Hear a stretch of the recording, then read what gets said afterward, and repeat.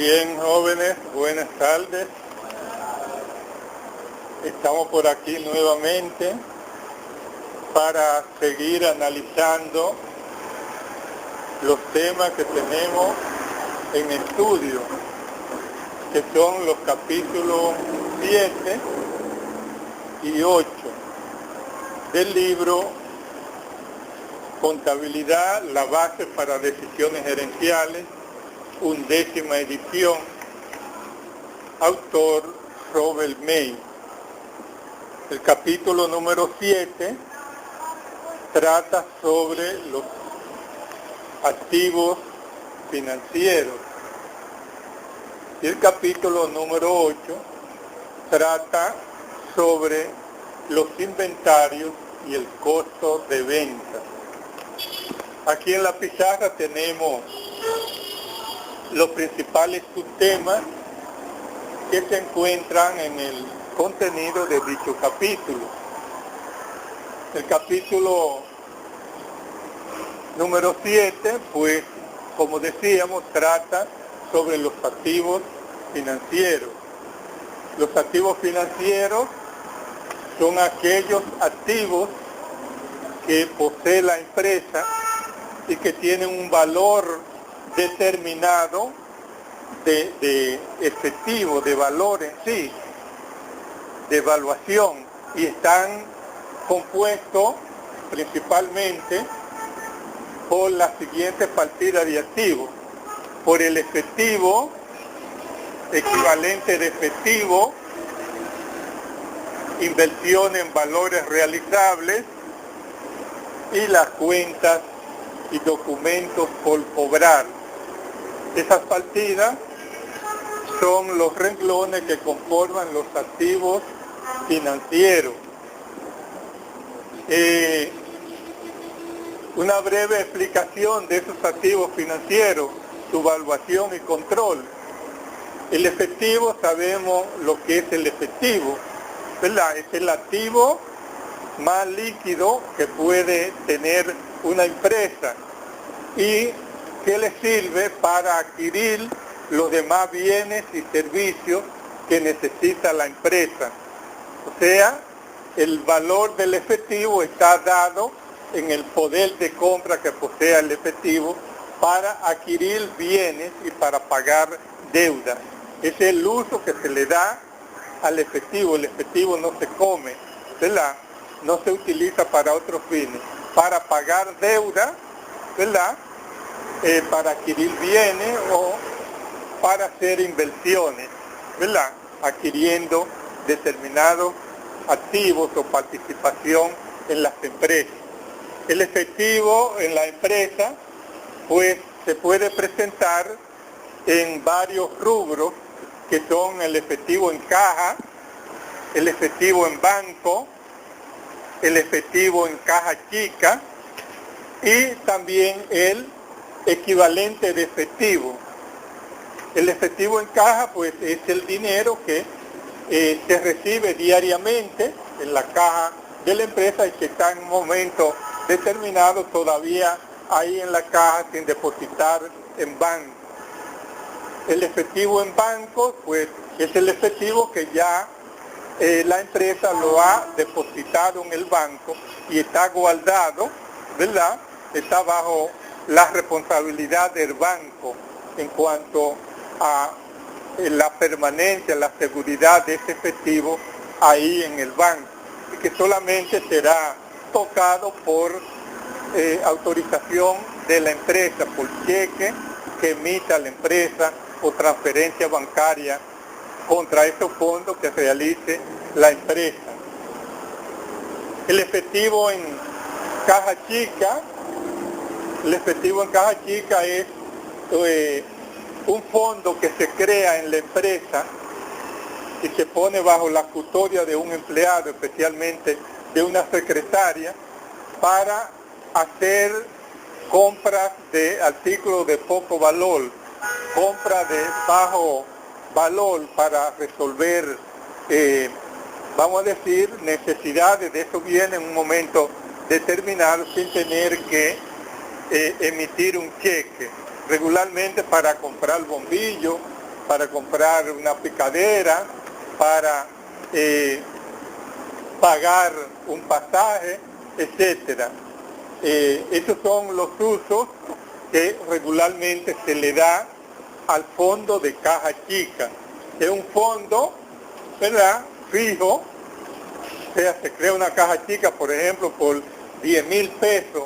En la empresa se cambia en efectivo y se pone bajo la custodia de un empleado para cuando se presente la necesidad, previa autorización del funcionario competente para autorizar los válidos desembolsos de caja chica, adquirir sin mayores tramitaciones los bienes menudos, de compra menuda, de poco monto, que deba realizar la empresa.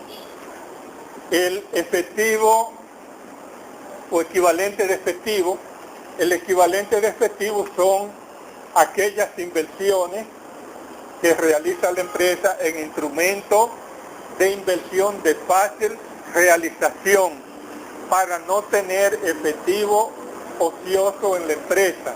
O sea, si la empresa ha determinado que la cantidad máxima de efectivo que debe tener en banco, ¿verdad?, deben ser 100,000 pesos.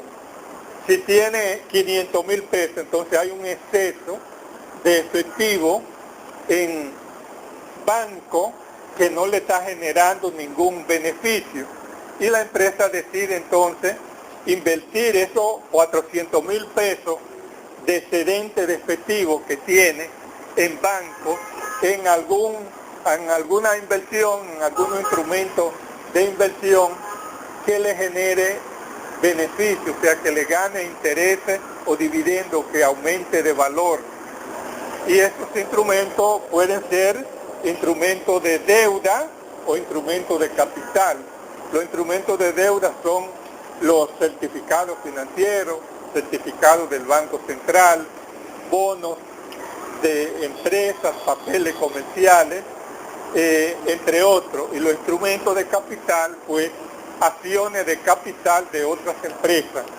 Estos instrumentos, para considerarse equivalentes de efectivo, deben ser de fácil realización. O sea, que si yo necesito mañana tener el dinero en efectivo que he invertido en instrumentos de fácil realización, en inversiones realizables a corto plazo, que pueda entonces ir a cambiarlo, ir a la bolsa de valores, venderlo, ir al banco y pedir la realización en efectivo de esos instrumentos sin una pérdida de valor importante.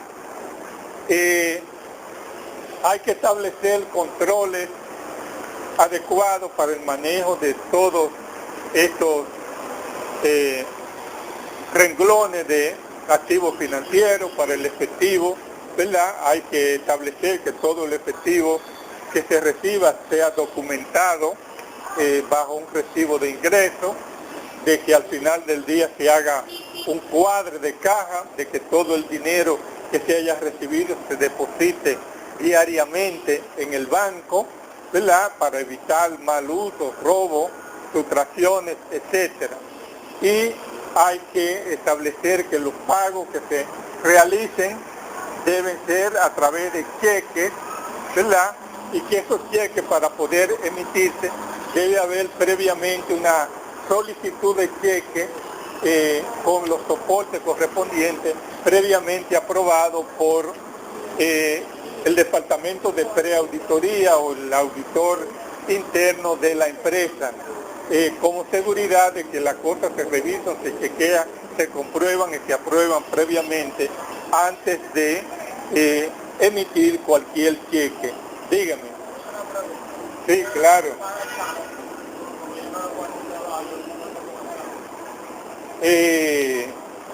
Hablamos ahorita después de eso. Pues vaya, si venga entonces el próximo ciclo. El próximo ciclo, o sea, cuando comience el ciclo enero, mayo, agosto, Bueno, pues si usted no puede entregar el trabajo en la fecha establecida, ¿verdad? Y no puede esperarse para acordar a ver otra fecha, entonces eso es lo que tenemos que decirle.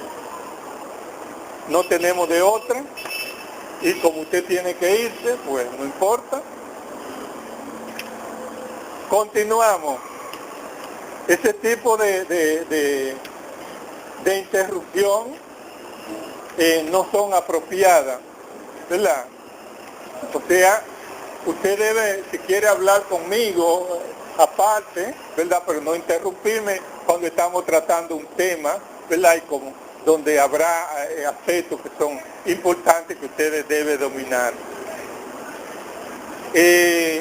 Bien, entonces el dinero en banco debe mantenerse bajo control, y el control más adecuado es la realización, ¿verdad?, de conciliaciones bancarias mensualmente. Eso implica que se lleva un registro en la empresa, ¿verdad?, del movimiento de cada una de las cuentas, de sus depósitos y de los cheques que se emitan, y que el banco lleva otro registro similar y emite un estado de cuenta cada mes. Entonces, un empleado del área de control de la empresa debe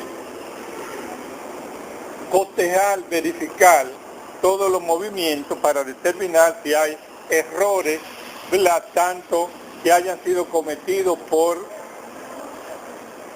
el empleado interno de la empresa que lleva el registro auxiliar de banco, o el banco que se haya equivocado, haya cometido un error, ¿verdad? Entonces, detectado ese error, se trata de corregir, si es internamente, o de notificar al banco para que haga la corrección. Esos son los controles más importantes que deben tenerse sobre la partida del efectivo. La cuenta por cobrar. La cuenta por cobrar, como sabemos, pues tiene su origen en las ventas a crédito que realiza la empresa a los clientes, ¿verdad?, con la promesa de pago en una fecha futura.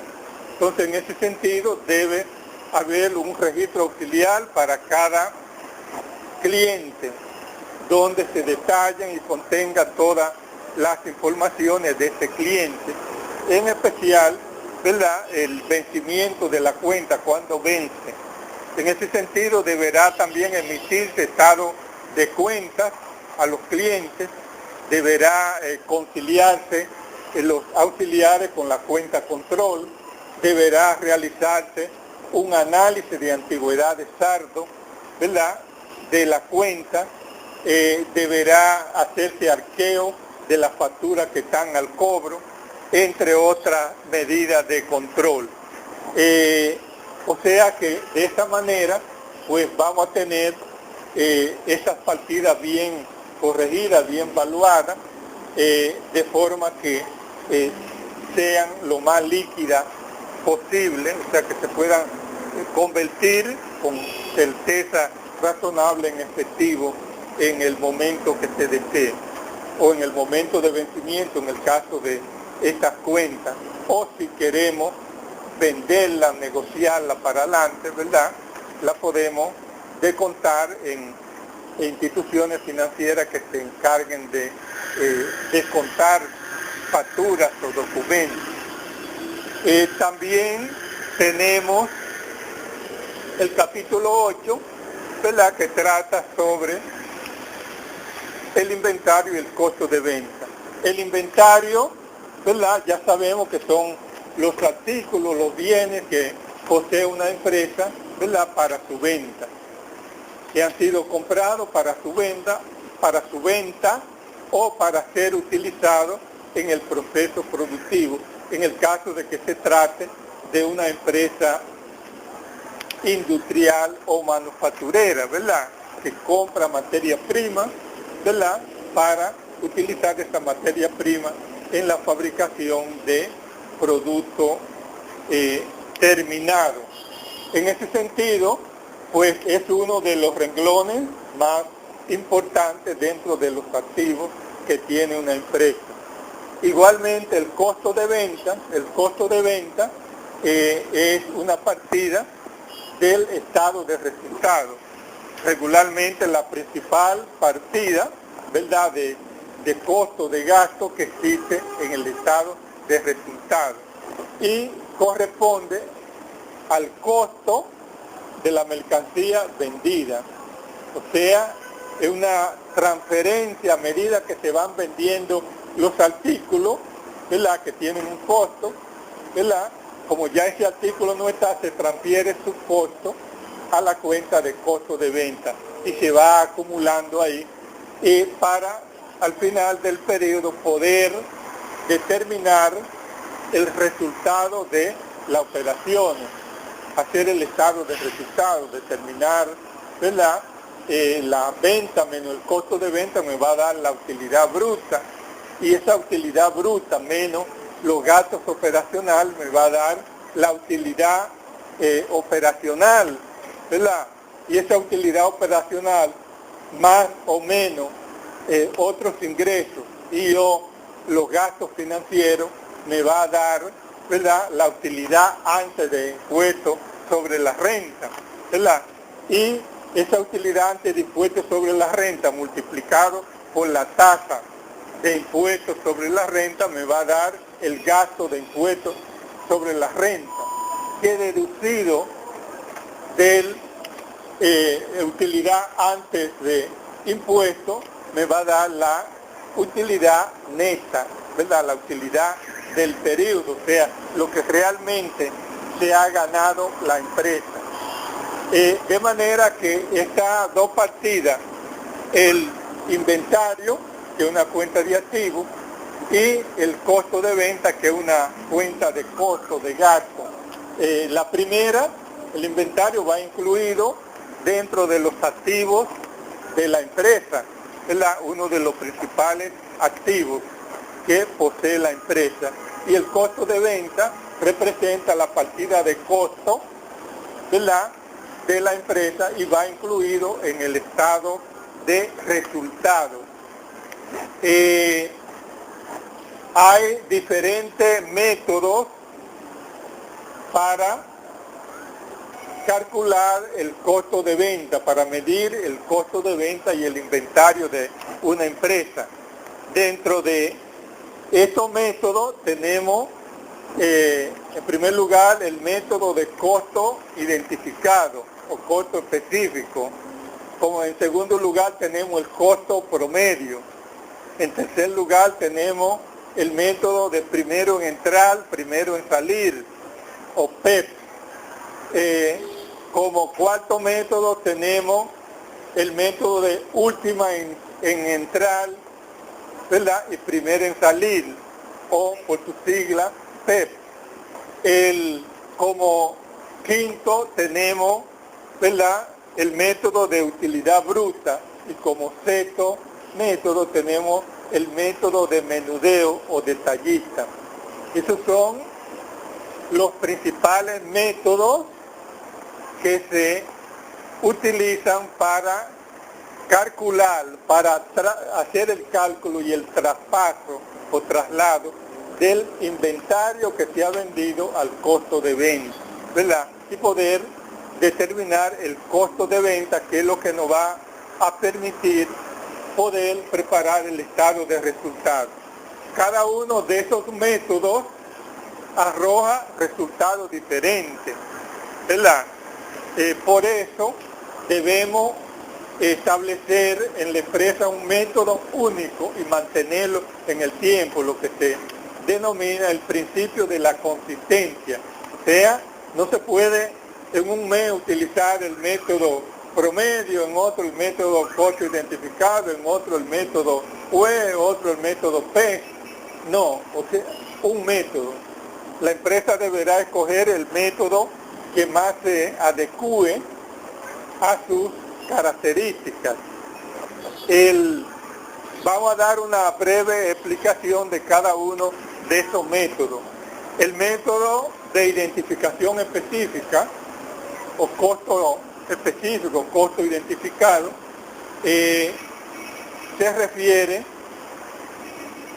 a un artículo, ¿verdad?, determinado que posea la empresa como inventario, que tenga forma de identificarse individualmente. O sea, si estas butacas tuvieran número, ¿verdad?, tuvieran numeradas, ¿verdad?, yo pudiera utilizar el método de identificación específica, ¿verdad?, que esta fuera la 1, esta la 2, esta la 3, esta la 4, y saber entonces, cuando yo haya vendido una, si vendí fue la 5 o vendí la 4 o la 2, y de esa manera aplicar el costo que tenga registrado en el auxiliar de inventario, ¿verdad?, llevarlo al costo de venta por ese valor que aparezca registrado. Regularmente este método de costo identificado o identificación específica se aplica para identificar artículos de gran valor. Por ejemplo, los vehículos de motor, ¿verdad?, que valen mucho, valen hasta millones de pesos, ¿verdad?, de dólares. Regularmente se utiliza este método porque se sabe la marca del vehículo, el año del vehículo y el número de chasis del vehículo. Entonces, en el registro auxiliar que se lleve, se pueden establecer esos datos. Y cuando se venda un vehículo determinado, se sabrá qué vehículo fue que se vendió, ¿verdad? Yo puedo tener 10 carros BMW año 2014, ¿verdad? Pero esos carros tienen cada uno su número de chasis. Entonces, cuando se haya vendido uno, yo verifico cuál es el chasis, cuál fue el que entregué, el número 7, ¿ok? Determino, ¿verdad?, cuánto me costó cuando yo compré ese carro BMW, y puedo entonces hacer la transferencia por el valor que está registrado, el valor específico. En eso consiste el método de identificación específica. El método promedio es un método donde se determina, ¿verdad?, el promedio de el costo que se ha tenido en un lapso de tiempo, en un periodo de tiempo. Porque, por ejemplo, yo puedo comprar butacas, por ejemplo, en enero la compré a 1.500 pesos, compré otro lote en febrero y la compré a 2.000 pesos. En marzo compré otro lote y la compré a 2.500 pesos. Hay, ¿verdad?, 3 capas de costo, ¿verdad?, 3 precios diferentes de compra de esas butacas. Entonces, para yo saber cuál es el costo promedio, tengo que saber cuánto, ¿verdad?, compré en cada fecha y a cuánto asciende el total de la compra en dinero, en términos monetarios. Entonces divido el total, ¿verdad?, el total de la mercancía comprada o disponible para la venta, si tenía un inventario inicial antes, dividido, ¿verdad?, entre la cantidad de unidades. O sea, tenemos 1.000.000 de pesos de toda la compra que he hecho, más el inventario inicial, dividido entre, vamos a decir, 150 butacas. Entonces, ¿a cuánto nos sale? Y ese costo va a ser el costo promedio. Yo puedo utilizar entonces ese costo promedio para darle salida o hacer la transferencia al costo de venta de las unidades vendidas, para registrar el costo de venta a ese costo promedio. El método de primero en entrar, primero en salir, parte de la lógica, de la base, de que la primera partida que se compra, cuando se han hecho varias compras, son la primera que salen, o se parte de ese supuesto.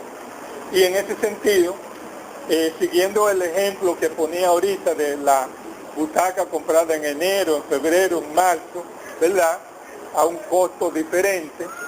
Entonces, en ese sentido, aplicando el método de primero en entrar, primero en salir, yo voy a asumir que la primera butaca que yo he vendido son las primeras que compré. O sea, si yo tenía 150 butacas y vendí 5 butacas, y esa butaca, ¿verdad?, salieron, ¿verdad?, cada uno a su costo diferente. Entonces acá yo voy, como las 5 que vendí son de la primera compra, yo busco el costo de compra de esa primera compra, ¿verdad?, de la comprada en enero, para darle salida a ese costo, a esas 5 butacas que yo compré. O sea que se toma como costo en el auxiliar de inventario el primer costo para la primera que se venda, y así sucesivamente. El método de último en entrar, primero en salir, es todo lo contrario, ¿verdad?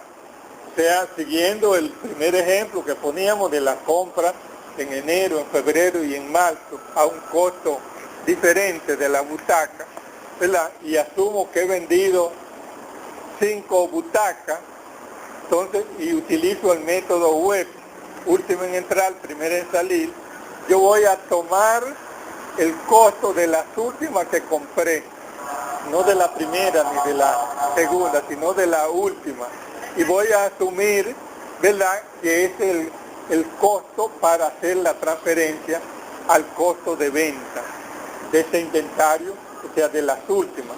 Regularmente las últimas están a un precio más cara, ¿verdad? Cuando estamos especialmente en una economía inflacionaria que cambian los precios, ¿verdad? Yo puedo comprar en enero a 1.500, en febrero a 2.000, ya en marzo están a 2.500.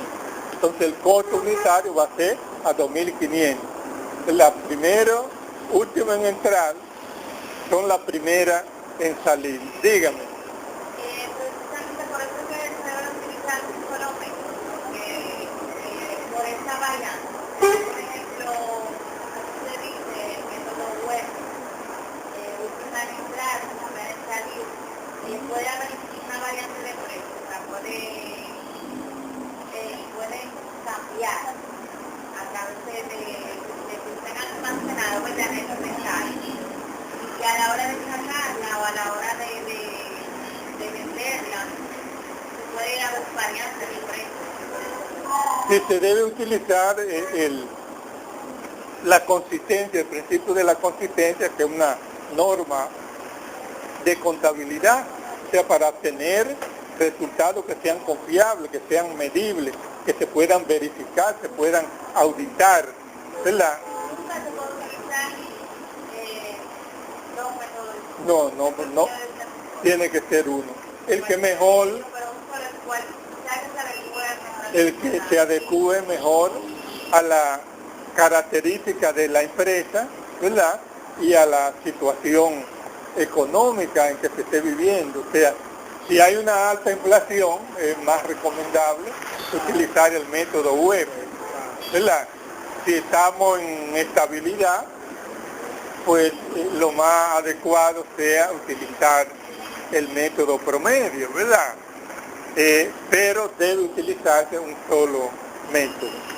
Díganme. En el caso del método web, yo tengo amigos que trabajan en una empresa que aplican mucho ese método, porque ellos me dicen que, por ejemplo, como decía ella, se da la variante del precio, pero se da cuando, por ejemplo, se hace un pedido de vamos a decir 20 butacas, se van vendiendo, pasan los meses, estamos en el mes de mayo, por ejemplo, quedan 5 butacas, obviamente, según se van agotando los artículos, tiene que subir de precio.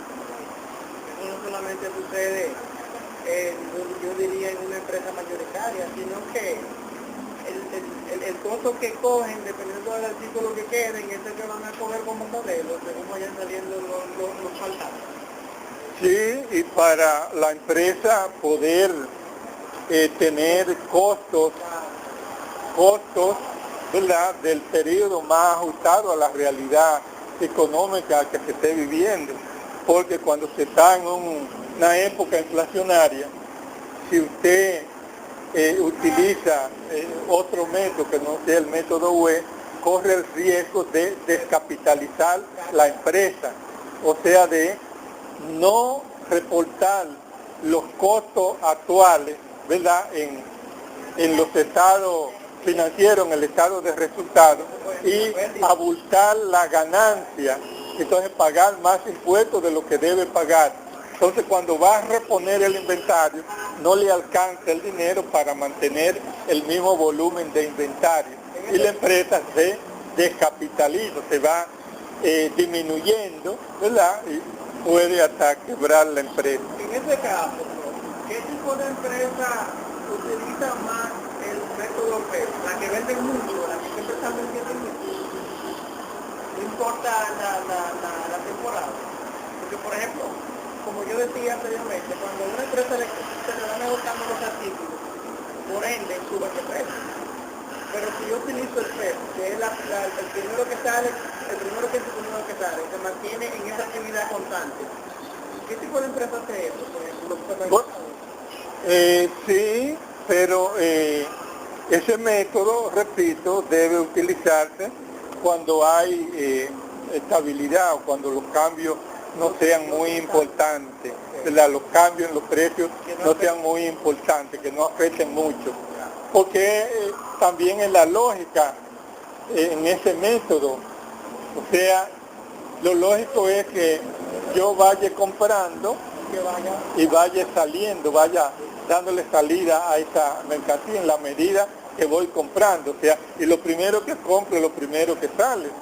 Eso es lo lógico. Pero en época, repito, de inflación, de alta inflación, no conviene, ¿verdad? Aunque sea ilógico, debe aplicarse el método que conserve más a la empresa, el valor de la empresa, y que los costos, ¿verdad?, que se presenten en los estados financieros, en el estado de resultados, sean lo más altos, que son los de ahora, ¿verdad? Y de esa manera, pues hay una conservación, ¿verdad?, de los bienes de la empresa, y no se reparten como falsos dividendos o se pagan como impuestos los resultados irreales, subvaluados, que se están presentando en los costos, ¿verdad? Y por ende sobrevaluada la ganancia. Tenemos entonces también el método de utilidad bruta. El método de utilidad bruta es un método que se utiliza cuando no se lleva un inventario perpetuo, ¿verdad? Cuando se lleva el método de inventario periódico, físico, y de esta manera, en una forma abreviada, se puede determinar el costo de venta y el inventario final de la empresa. Y la forma de determinarlo, de aplicarlo, es primero, en años anteriores, en el año anterior, determinar los porcentajes que representa el costo de venta con relación a la venta y la utilidad bruta con relación, ¿verdad?, a las ventas. Y en ese sentido, pues ese porcentaje de utilidad bruta que tenga la empresa, vamos a suponer una empresa tiene un costo de venta que representa el 60%, ¿verdad?, del precio de venta en el estado de resultados del año anterior. Por tanto, el margen bruto es de un 40%.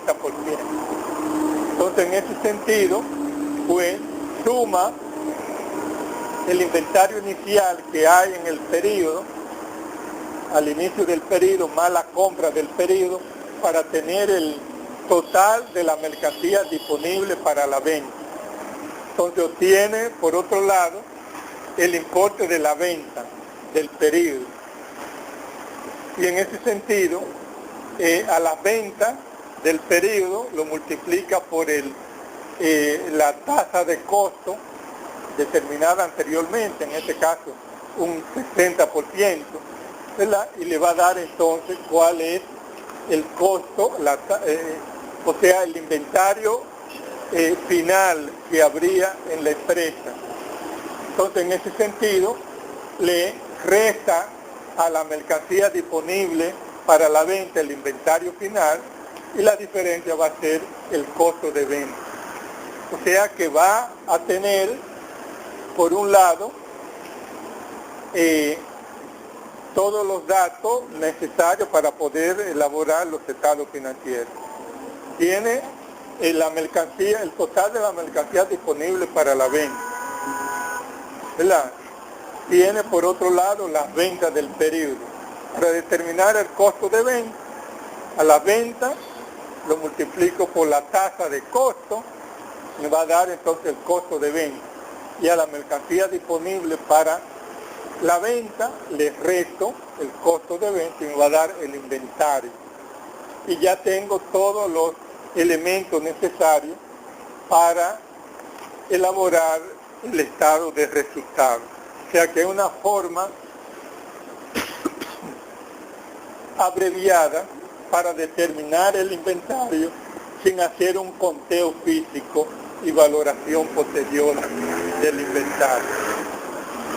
Tenemos el método de menudeo detallista, que es un método que se basa en la misma filosofía que el método de utilidad bruta, pero determinado en base a los precios al detalle de la que vende la empresa, o sea, los precios de venta al detalle menos o multiplicado por la tasa, ¿verdad? La tasa de costo de venta me va a dar el costo de venta, ¿verdad? Y ese costo de venta, los restos de la venta, y me va a dar, vamos a decir, el inventario que debía tener la empresa, o que debo considerar como inventario en la empresa.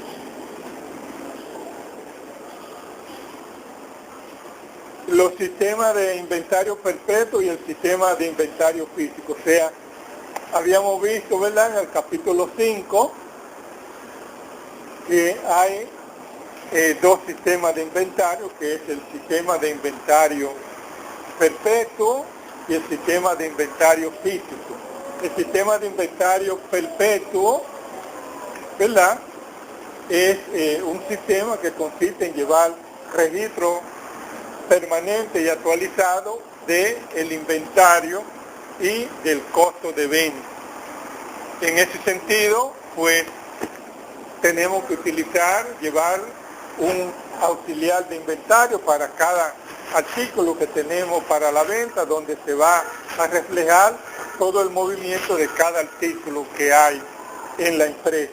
Y en términos contables, pues por cada compra que hagamos, vamos a debitar la cuenta de inventario por el importe de la compra y acreditar la cuenta de efectivo si fue al contado o la cuenta de cuenta por pagar con su auxiliar correspondiente si fue a crédito. Y para cada venta que realicemos vamos o tenemos que realizar dos registros. Primero, un registro registrando las ventas, donde vamos a debitar a la cuenta de efectivo, caja y banco, si fue al contado, o la cuenta de cuenta por cobrar con su auxiliar correspondiente, si fue a crédito, con contrapartida o crédito a la cuenta de venta. Y un segundo registro que debemos hacer para registrar el costo de venta y disminuir el inventario. En ese sentido vamos a debitar la cuenta costo de venta por el costo, ¿verdad? En base al método que hayamos utilizado, el método promedio, el método PES, el método costo identificado, etcétera, con crédito, ¿verdad?, a la cuenta de inventario. Y de esta manera vamos a tener los registros actualizados. El sistema de inventario periódico, como ustedes recordarán, es un sistema de inventario en el que no se llevan registro permanente y actualizado de el inventario ni del costo de venta. Y para ello, para determinarlo, tenemos que llevar a cabo un conteo físico de los artículos, ¿verdad?, regularmente al término del periodo, para determinar cuál es el valor del inventario. Y con ese valor del inventario y los datos del inventario inicial más la compra del periodo, podemos determinar entonces cuál es el costo de venta. Y de esa manera entonces ya tendríamos los datos necesarios para poder elaborar un estado de resultados, hacer los registros contables, ¿verdad?, especialmente en este caso los registros de cierre, que es donde vamos a descargar el inventario inicial que había, cargar el inventario final, llevar a resultado las compras o el costo de venta, ¿verdad?, y de esa manera poder determinar la ganancia o pérdida del periodo. Tenemos también la realización de inventario físico. Sabemos ya lo que es un inventario físico. El inventario físico es el conteo de los artículos que haya, que tengan características similares, ¿verdad?, cada uno aparte. En ese sentido, luego de determinar el conteo, buscamos los registros, las facturas, cuáles han sido los precios de compra, los costos de compra, y de esa manera adoptamos uno de los métodos, ¿verdad?, el método PES, el método WES, el método de costo identificado, como política de inventario, para utilizar ese método de manera consistente. Evaluamos el inventario, multiplicar la cantidad que determinamos el conteo por el costo unitario basado en el método que hayamos elegido, si el PES, el promedio, el costo identificado, etc. De esta manera determinamos el valor del inventario que hay al final del periodo o en la fecha que llevamos a cabo el inventario. El mayor auxiliar de inventario. El mayor auxiliar de inventario, como ustedes conocen, es un registro auxiliar, ¿verdad?, donde se crea una cuenta para cada ítem de inventario, de forma de tener todos los detalles de el costo de compra, la capa de compra o de costo que citan, la cantidad que se ha comprado en cada una, la cantidad que hay en cualquier momento, tener todos los detalles referentes al inventario o al manejo del inventario de todos los artículos que tenemos o de uno en particular que querramos hacer un análisis. Tenemos también la pérdida por deterioro. El inventario pues se puede deteriorar, ¿verdad?, se puede romper, se puede dañar, puede convertirse en obsoleto. Entonces es una pérdida para la empresa. O sea, ya ese inventario dañado, roto o en desuso no vale igual, ¿verdad?, que lo que valía, ¿verdad?, cuando yo lo compré.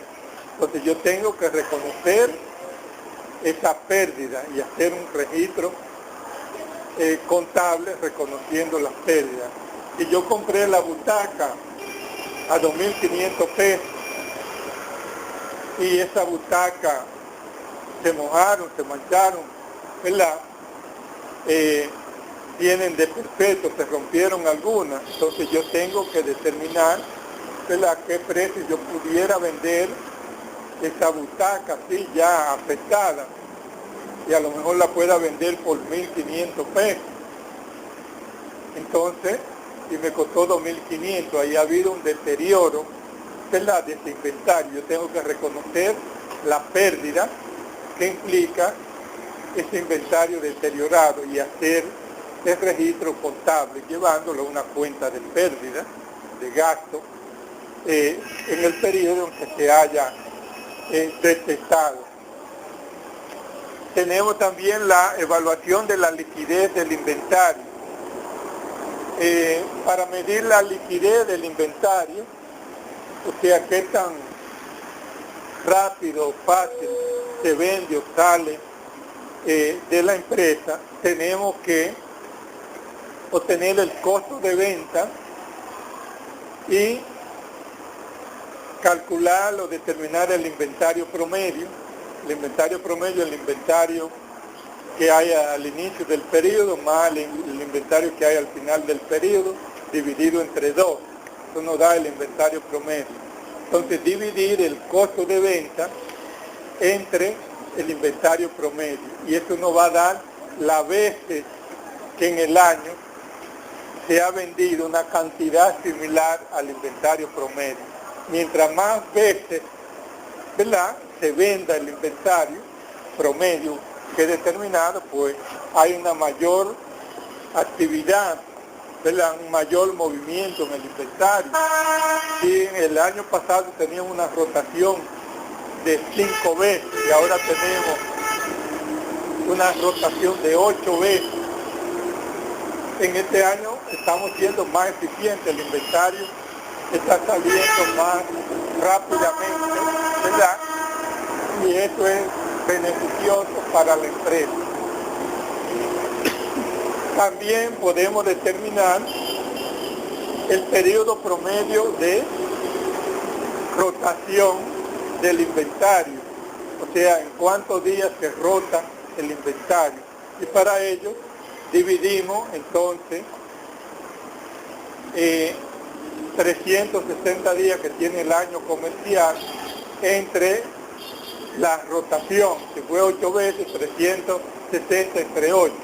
Y el resultado sería la cantidad de días que dura el inventario promedio para poderse vender.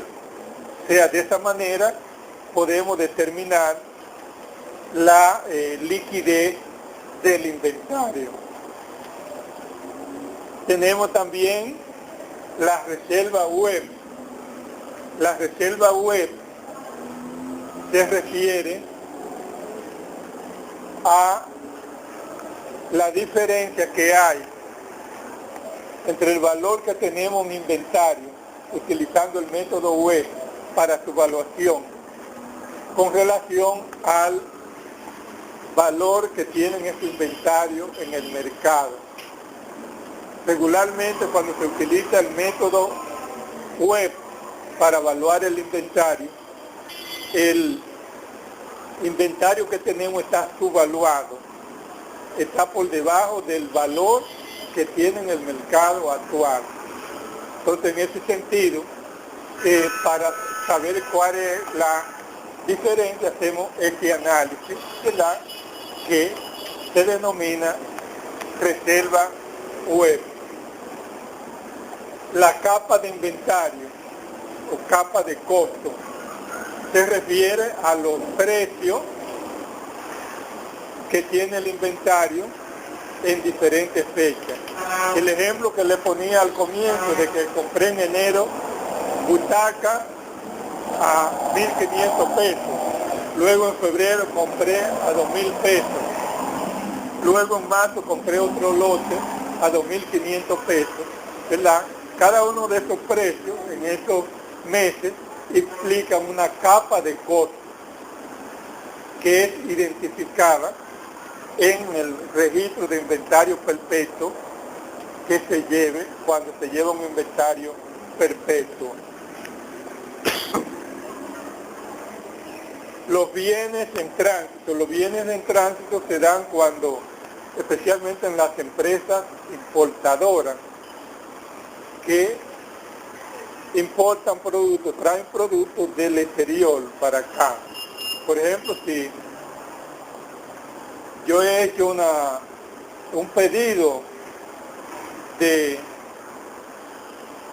5 toneladas de aceite Fígaro español, ¿verdad? Entonces tengo que dar un avance, ¿verdad? Y eso va a durar un plazo de tiempo, ¿verdad? En 15 días que me llegará ese inventario aquí. Entonces, en ese sentido, los costos que yo voy, el avance que di y cualquier otro gasto, una carta de crédito que abrí, etcétera, todos los costos que yo voy avanzando a esa compra se llama bienes en tránsito, costo de bienes en tránsito. O sea que no es un inventario que yo lo tengo aquí, sino algo que se va a convertir en inventario, pero que todavía no está aquí, sino que yo he hecho pago, he hecho avance, ¿verdad? Ya hice el pedido, hice el avance, ¿verdad? Y le cargué el valor del avance a esa compra, pero que todavía no ha llegado acá a la empresa y no lo tenemos todavía como un inventario disponible para la venta. Principio de consistencia, ya habíamos hablado del principio de consistencia, ¿verdad? Pues es el mantenimiento durante el tiempo de los métodos, ¿verdad? De evaluación de inventario. Tenemos que utilizar un método, uno a la vez, y mantenerlo durante el tiempo.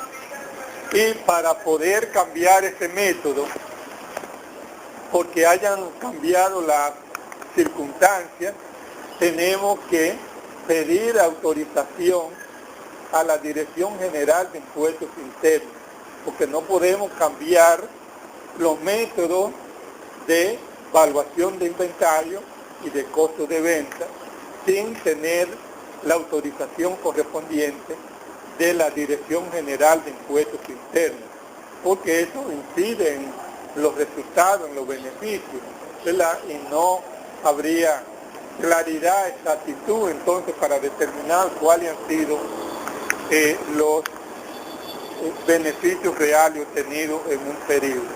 Por eso, como principio contable,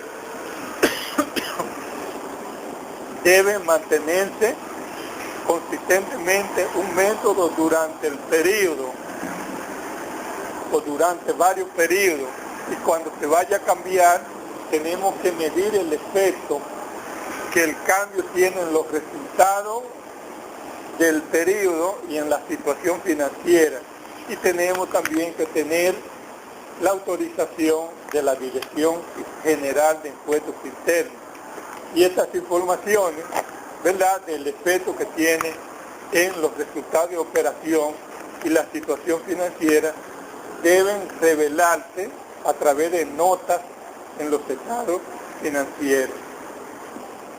Bien, a grosso modo esos son los temas principales que están contenidos en estos dos capítulos. Si ustedes tienen preguntas, inquietudes, acotaciones, pues les cedemos el turno a ustedes para que hagan sus preguntas, presenten sus inquietudes para ver cómo podemos ayudarles.